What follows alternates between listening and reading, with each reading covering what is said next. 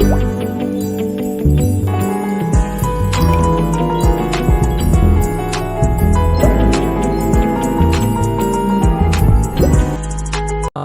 दोस्तों, अपने साहू शब्द तो सुना ही होगा। किसी के नाम से पहले साहू शब्द लगा हुआ देखा होगा, तो किसी के नाम के बाद, जबकि साहूकार शब्द एक अलग शब्द है जो व्यवसाय को इंगित करता है।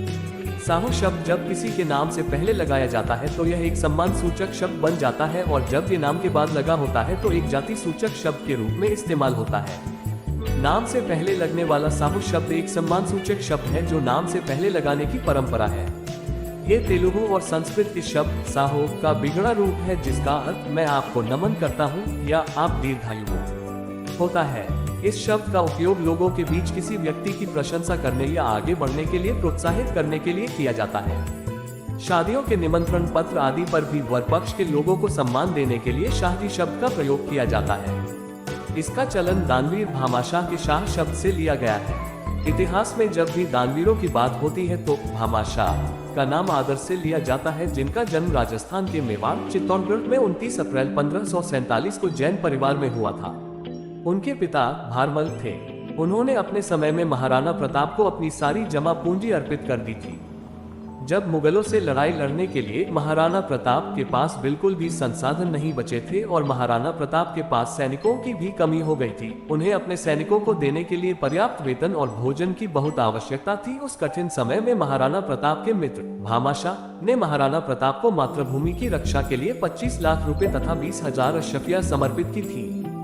महाराणा प्रताप को दी और मृत्यु से पहले उन्होंने अपनी संपूर्ण धन संपदा अपनी पत्नी को सौंपकर कहा कि यह मातृभूमि की रक्षा के लिए दान कर देना। इस तरह वीर, दानवीर और दानदाता भामाशाह का नाम इतिहास में सदा के लिए अमर हो गया। बात करें चंदौसी की तो यहाँ भी कुछ परिवारों के लोगों के नाम से पहले साहू शब्द का इस्तेमाल किया जाता है। लोगों के मन में भ्रांति है कि जो लोग रईस यानी कि पैसे वाले थे, उन्हीं के नाम के आगे साहू लगता था। कुछ लोग जो सामान्य परिवारों से थे परंतु बाद में बहुत पैसे वाले हो गए, उन्होंने भी अपने नाम से पहले साहू शब्द का इस्तेमाल करना शुरू कर दिया था। परंतु ऐसा नहीं था। पैसे वाले लोग तो ज्यादातर नाम से पहले सेठ शब्द लगाते थे। साहू ब्रिटिश सरकार द्वारा दी जाने वाली एक उपाधि थी जो शिक्षा के प्रसार में धन देने वाले दानी प्रवृत्ति के लोगों के लिए दी जाती थी। जुलाई सन 1909 में जब यहाँ श्याम सुंदर मेमोरियल हाई स्कूल की स्थापना हुई थी तो जमीन के अलावा 20,000 रुपए का पहला दान श्याम सुंदर जी की माता तुलसा देवी एवं पत्नी रामकली देवी ने दिया था। जैसे कि भामाशाह 20,000 अशर्फी देखकर दानवीर बने थे, उन्हीं के नाम पर शाह शब्द से साहू शब्द की उपाधि श्याम सुंदर जी को मरणोपरांत दी गई व उनकी माता व पत्नी को साहन शब्द से सम्मानित किया गया। 14 फरवरी 1913 को एक ट्रस्ट ऑफ डीड द्वारा संस्था का प्रबंधन करने के लिए एक न्यासी बोर्ड बनाया गया और पहले ट्रस्टियों का नामांकन किया गया। ट्रस्ट में साहन रामकली देवी, साहन तुलसा देवी फाउंडर के अलावा भी शहर के कई प्रतिष्ठित रईस लोगों को ट्रस्टी बनाया गया, जिन्होंने 20,000 रुपए या उससे अधिक की रकम दान में दी। उन लोगों को भी ब्रिटिश सरकार द्वारा साहू की उपाधि से नवाजा गया, जिनमें प्रमुख थे Sahu Shyamlal Rustagi rice, Sahu Murari Lal rice, Sahu Chiranjilal rice, Sahu शांति रूप, साहू पुरुषोत्तम सरन अग्रवाल, साहू मिहिलाल रुस्तगी रईस, साहू कालीचरण, साहू राम किशोर, साहू जगदीश सरन रईस आदि।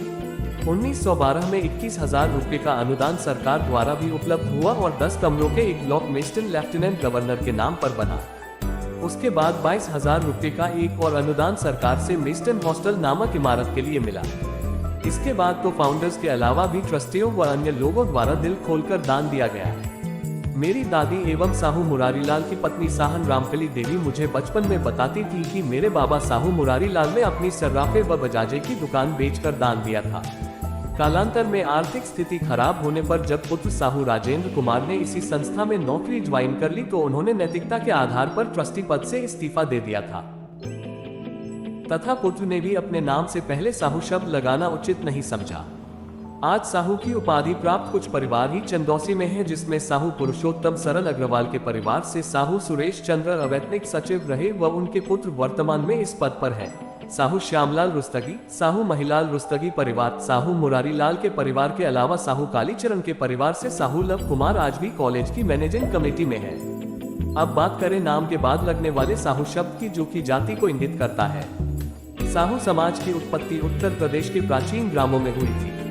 उन्होंने अपने रोजगार के रूप में उत्पादन और विपणन की व्यवस्था की और इस प्रकार धीरे धीरे समृद्धि हासिल की। साहू समाज के लोग खेती, पशुपालन, औद्योगिक क्षेत्र में काम करते हुए और अन्य व्यवसायों में अपना जीवन यापन करते हैं। गुजरात और मध्य प्रदेश में मारवाड़ी व्यवसाय साहू उपनाम काम में लेते हैं, जो सामान्य वर्ग में आते हैं। साहू गोत्र अरोरा खत्री समुदाय में भी मिलता है, जो सूर्यवंशी और भगवान राम के वंशज हैं। साहू क्षत्रिय वर्ग में भी आते हैं।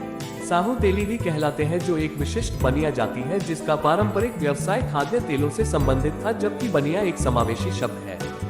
बनिया शब्द में वैश्य वर्ण के अंतर्गत सभी व्यापारिक जातियां शामिल हैं। वैश्य और बनिया एक ही हैं। तेली परंपरागत रूप से भारत, पाकिस्तान और नेपाल में तेल उत्पाद करने और बेचने वाले तेल व्यापारी लोग हैं, जिन्हें वर्तमान में तेली समाज के नाम से जाना जाता है। हिंदू तेली समाज के सरनेम साहू, साहूवान, साहूकार है। तेली समाज को गुजरात में घांची तेली के नाम से जाना जाता है, जिसके सरनेम मोदी, चौधरी और गांधी है। साहू के अधिकांश लोग ट्रेडमैन हैं और महाराष्ट्र और आंध्र प्रदेश में उच्चतम पेशे के हैं। अंग्रेजों के आगमन से पहले ये समाज आर्थिक दृष्टि से समृद्ध और प्रभावशाली रहा है। इस समाज के लोग बड़े जमींदार और साहूकार कारोबारी रहे हैं। जहां भी ये प्रभावशाली रहे, इन्होंने मंदिरों और धर्मशालाओं का निर्माण कराया और रचनात्मक कार्यों में सक्रिय योगदान दिया है। स्वतंत्रता संग्राम में तेली समाज के लोगों का महत्वपूर्ण योगदान रहा है। इस समाज में अनेक महापुरुषों ने जन्म लिया है। तेल का व्यापार करने वाले तेली वैश्य कहलाए। जिन्होंने सुगंधित तेलों का व्यापार किया, वह मोट बनिया कहलाए। राष्ट्रपिता महात्मा गांधी इसी समुदाय से आते हैं। भारत के प्रधानमंत्री नरेंद्र मोदी घांची क्षत्रिय मोट तेली समाज से आते हैं। अब यदि बात करें साहूकार की, तो साहूकार वे व्यक्ति होते हैं जो छोटे किसानों और अन्य समूहों को ऋण के रूप में वित्तीय सहायता प्रदान करते हैं, जिन तक वित्तीय संस्थानों तक पहुंचना मुश्किल होता है।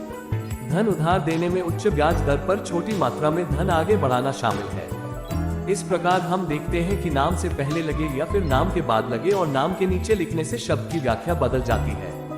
मनोज कुमार सिंघल, MS चैनल के लिए। दोस्तों, यह वीडियो आपको अच्छा लगा हो तो लाइक करना और सब्सक्राइब करना ना भूलें।